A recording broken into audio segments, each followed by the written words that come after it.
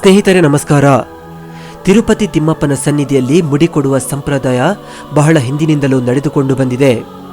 ತಿರುಪತಿಯಲ್ಲಿ ಮುಡಿ ಕೊಡುವುದು ಯಾಕೆ ಎನ್ನುವುದರ ಬಗ್ಗೆ ಪುರಾಣಗಳಲ್ಲಿ ಹಲವಾರು ಕಥೆಗಳಿವೆ. ದೇವರ ಮೇಲಿನ ಭಕ್ತಿಯಿಂದ ದೇಶ ವಿದೇಶಗಳಿಂದ ಆಗಮಿಸುವ ಭಕ್ತರು ದೇವರಿಗೆ ಮುಡಿಕೊಟ್ಟು ಪುನೀತರಾಗುತ್ತಾರೆ. ಹೀಗೆ ಕೊಡುವ ತಲೆಕೂದಲು ಪ್ರತಿದಿನ ಎಷ್ಟು ಪ್ರಮಾಣದಲ್ಲಿ ಸಂಗ್ರಹವಾಗುತ್ತದೆ ಗೊತ್ತಾ? ಈ ತಲೆಕೂದಲನ್ನು ಎಲ್ಲಿಗೆ ಕಳುಹಿಸಿಕೊಡಲಾಗುತ್ತದೆ? ಇದನ್ನು ಹೇಗೆ ಉಪಯೋಗಿಸುತ್ತಾರೆ? ಇದರಿಂದ ಬರುವ ಆದಾಯವೆಷ್ಟು? ಇದೆಲ್ಲದರ ಬಗ್ಗೆ ಇಂದಿನ ಈ ವಿಡಿಯೋದಲ್ಲಿ ತಿಳಿದುಕೊಳ್ಳೋಣ. ತಿರುಪತಿ ಭಾರತದ ಪ್ರಸಿದ್ಧ ತೀರ್ಥಕ್ಷೇತ್ರಗಳಲ್ಲಿ ಒಂದು. ದಿನಂಪ್ರತಿ ಸಾವಿರಾರು ಭಕ್ತರು ತಿರುಪತಿಗೆ ಆಗಮಿಸುತ್ತಾರೆ. ಹೀಗೆ ಆಗಮಿಸುವ ಹೆಚ್ಚಿನ ಭಕ್ತರು ದೇವರಿಗೆ ಮುಡಿ ಕೊಡುವ ಸಂಪ್ರದಾಯ ತಿರುಪತಿಯಲ್ಲಿ ಸರ್ವೇ ಸಾಮಾನ್ಯ. ದೇಶದ ನಾನಾ ಕಡೆ ಮುಡಿ ಕೊಡುವ ಸಂಪ್ರದಾಯವಿದ್ದರೂ ತಿರುಪತಿಯಲ್ಲಿ ಮುಡಿಯ ರೂಪದಲ್ಲಿ ಬರುವ ಕೂದಲುಗಳಿಗೆ ಲೆಕ್ಕನೇ ಇಲ್ಲ. ಅಷ್ಟು ಪ್ರಮಾಣದ ತಲೆಕೂದಲುಗಳು ದಿನಂಪ್ರತಿ ತಿರುಪತಿಯಲ್ಲಿ ಸಂಗ್ರಹವಾಗುತ್ತದೆ. ಭಕ್ತರು ಪಾಪಗಳನ್ನು ಕಳೆಯಲು ಅಥವಾ ತಮ್ಮ ಸಂಕಲ್ಪಗಳನ್ನು ಪೂರೈಸಿಕೊಳ್ಳಲು ಕೊಡುವ ಮುಡಿಯಿಂದ ಪ್ರತಿದಿನ ಬರೋಬ್ಬರಿ 12 ಟನ್ಗಳಷ್ಟು ಕೂದಲುಗಳು ಸಂಗ್ರಹವಾಗುತ್ತದೆ. ಸಂಗ್ರಹವಾದ ಕೂದಲುಗಳನ್ನು ಟಿಟಿಡಿ ಹರಾಜು ಪ್ರಕ್ರಿಯೆಯಿಂದ ಮಾರಾಟ ಮಾಡುತ್ತದೆ. ಭಾರತದಲ್ಲಿ ಸಂಗ್ರಹವಾಗುವ ಕೂದಲುಗಳು ಅಂತಾರಾಷ್ಟ್ರೀಯ ಮಾರುಕಟ್ಟೆಯಲ್ಲಿ ಭಾರಿ ಬೇಡಿಕೆಯನ್ನು ಪಡೆದುಕೊಂಡಿದೆ. ಹೀಗಾಗಿ ಭಾರತದ ಕೂದಲುಗಳನ್ನು ಹೆಚ್ಚಿನ ಬೆಲೆ ಕೊಟ್ಟು ವಿದೇಶಿ ಕಂಪನಿಗಳು ಖರೀದಿಸುತ್ತವೆ. ಈ ರೀತಿ ಖರೀದಿಸಲ್ಪಟ್ಟ ಕೂದಲುಗಳನ್ನು ವಿಗ್ ಮೇಕಿಂಗ್, ಫರ್ನಿಚರ್ ಮೇಕಿಂಗ್, ಬಟ್ಟೆಗಳನ್ನು ತಯಾರಿಸಲು, ಆಹಾರ ತಯಾರಿಕೆಯಲ್ಲಿ, ಹಗ್ಗಗಳ ತಯಾರಿಕೆಯಲ್ಲಿ, ಗೊಬ್ಬರಗಳ ಉತ್ಪಾದನೆಯಲ್ಲಿ ವ್ಯಾಪಕವಾಗಿ ಬಳಸಲಾಗುತ್ತದೆ.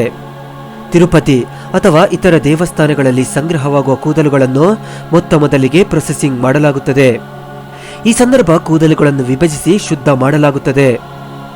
ಈ ವೇಳೆ ಕೂದಲುಗಳನ್ನು 5 ಕ್ಯಾಟಗರಿಯಾಗಿ ವಿಭಜಿಸುತ್ತಾರೆ. ಮೊದಲ ಗ್ರೇಡ್ನ ಕೂದಲುಗಳನ್ನು 27 ಇಂಚು, ಎರಡನೇ ಗ್ರೇಡ್ನ ಕೂದಲುಗಳನ್ನು 19 ಇಂಚು, ಮೂರನೇ ಗ್ರೇಡ್ನ ಕೂದಲುಗಳನ್ನು 10 ಇಂಚು, ನಾಲ್ಕನೇ ಗ್ರೇಡ್ನ ಕೂದಲುಗಳನ್ನು 5 ಇಂಚು ಹಾಗೂ ಕೊನೆಯ ಗ್ರೇಡಿನ ಕೂದಲುಗಳನ್ನು 5 ಇಂಚಿಗಿಂತ ಕಡಿಮೆ ಉದ್ದದ ಕೂದಲುಗಳಾಗಿ ವಿಭಾಗಿಸುತ್ತಾರೆ. ಗ್ರೇಡ್ನ ಅನುಸಾರ ಕೂದಲುಗಳಿಗೆ ಪ್ರತಿ ಕೆಜಿಗೆ 5,000 ರೂಪಾಯಿವರೆಗೆ ಬೆಲೆ ಇದೆ. ಕಪ್ಪು ಬಣ್ಣ, ಕಂದು ಬಣ್ಣ, ಬಿಳಿ ಬಣ್ಣ ಹೀಗೆ ಬಣ್ಣ ಹಾಗೂ ಉದ್ದಗಳಿಗೆ ಅನುಸಾರವಾಗಿ ಕೂದಲುಗಳನ್ನು ಪ್ರತ್ಯೇಕಿಸಿ ಅವುಗಳು ಹಾಳಾಗದಂತೆ ವಿಶೇಷ ರಾಸಾಯನಿಕಗಳನ್ನು ಬೆರೆಸಿ ಪ್ರಪಂಚದ ನಾನಾ ಕಡೆ ರಫ್ತು ಮಾಡಲಾಗುತ್ತದೆ. ಹೀಗೆ ರಫ್ತಾಗುವ ಕೂದಲುಗಳಿಗೆ ಅಂತಾರಾಷ್ಟ್ರೀಯ ಮಾರುಕಟ್ಟೆಯಲ್ಲಿ ಕೋಟ್ಯಾಂತರ ರೂಪಾಯಿ ಬೆಲೆ ಇದೆ. ಕೇವಲ ದೇವಸ್ಥಾನಗಳಿಂದ ಮಾತ್ರವಲ್ಲ, ಸಣ್ಣ ಸಣ್ಣ ಹಳ್ಳಿಗಳಿಂದ ಕೂಡ ಕೂದಲುಗಳು ಸಂಗ್ರಹವಾಗುತ್ತದೆ. ನಂತರ ಚಿಕ್ಕ ವ್ಯಾಪಾರಿಗಳ ಕೈ ಸೇರುವ ಈ ಕೂದಲುಗಳು ಆಂಧ್ರಪ್ರದೇಶ, ಚೆನ್ನೈ ಹಾಗೂ ಮಹಾರಾಷ್ಟ್ರದಲ್ಲಿರುವ ದೊಡ್ಡ ಫ್ಯಾಕ್ಟರಿಗಳಿಗೆ ಬಂದು ತಲುಪುತ್ತವೆ. ಇಲ್ಲಿಂದಲೇ ಪ್ರೊಸೆಸಿಂಗ್ ಆಗಿ ವಿಶ್ವದೆಲ್ಲೆಡೆ ಕೂದಲುಗಳು ಮಾರಾಟವಾಗುತ್ತವೆ. ಭಾರತದ ಕೂದಲುಗಳಿಗೆ ಭಾರಿ ಬೇಡಿಕೆ ಇರುವುದರಿಂದ ಇಲ್ಲಿ ತಯಾರಾದ ವಿಗ್ಗಳಿಗೆ 10,000ದಿಂದ ಲಕ್ಷಾಂತರ ರೂಪಾಯಿ ಬೆಲೆ ಇದೆ. ಇನ್ನು ಸಂಗ್ರಹವಾಗುವ ಇಂತಹ ಕೂದಲುಗಳಿಂದ ಅಮಿನೋ ಆಸಿಡ್ ತಯಾರಿಸಿ ಗಿಡಗಳಿಗೆ ನೀಡಲಾಗುತ್ತದೆ. ಇದರಿಂದ ಸಮೃದ್ಧ ಫಲ ರೈತರ ಕೈ ಸೇರುತ್ತದೆ. ಇದಿಷ್ಟೇ ಅಲ್ಲದೆ ಫರ್ನಿಚರ್, ಬಟ್ಟೆ, ಹಗ್ಗಗಳ ತಯಾರಿಕೆಯಲ್ಲಿ ಬಳಕೆಯಾಗುವುದರಿಂದ ಒಂದು ಸಣ್ಣ ಕೂದಲು ಕೂಡ ವ್ಯರ್ಥವಾಗುವುದಿಲ್ಲ. ಹೀಗಾಗಿ ತಿರುಪತಿಯಲ್ಲಿ ಸಂಗ್ರಹವಾಗುವ ಕೂದಲುಗಳು ಕೋಟ್ಯಾಂತರ ರೂಪಾಯಿ ಆದಾಯವನ್ನು ದೇವಸ್ಥಾನಕ್ಕೆ ತಂದುಕೊಡುತ್ತಿದೆ. 2015ರಲ್ಲಿ ತಿರುಪತಿ ಬರೀ ಕೂದಲುಗಳ ಮಾರಾಟದಿಂದಲೇ ಬರೋಬ್ಬರಿ 200 ಕೋಟಿ ರೂಪಾಯಿಗಳಿಗಿಂತಲೂ ಹೆಚ್ಚು ಆದಾಯವನ್ನು ಗಳಿಸಿದೆ. ಗೆಳೆಯರೇ, ಇದಿಷ್ಟು ತಿರುಪತಿಯ ಕೂದಲುಗಳಿಂದ ಸಂಗ್ರಹವಾಗುವ ಆದಾಯದ ಬಗ್ಗೆ ಒಂದಿಷ್ಟು ಮಾಹಿತಿ. ಈ ವಿಡಿಯೋ ನಿಮಗೆ ಇಷ್ಟವಾದಲ್ಲಿ ಲೈಕ್ ಮಾಡಿ.